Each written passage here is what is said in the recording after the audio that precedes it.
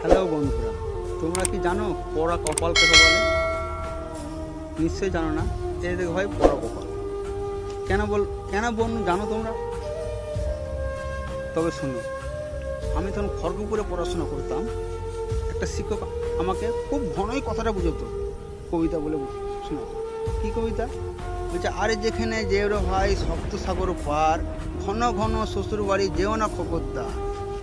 শ্বশুর ঘরে ভারী মজা নতুন জামাই হয়ে, প্রথম প্রথম দেখতে পাবে সবার মুখে হাসি, তারপরেতে খেতে দিবে সবাই তোমার বাসি।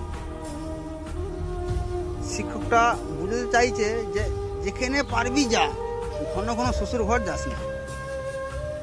আর আমার কি পড়া কপাল ভাই, শ্বশুর ঘরই বাস। এতদিনে আমি বুঝতে পারছি যে শিক্ষকটা আমাকে কি বুঝাতে চাইছিল। পড়া কপাল কেন বলুন, তোমাদেরও বোঝার কিছু নাই, নিশ্চয়ই বুঝতে পেরেছ। ভালো যদি লাগে অবশ্যই লাইক, কমেন্ট, শেয়ার আর সাবস্ক্রাইবের যে ঘন্টাটা ঘুরতে মেরে চলে আসুন।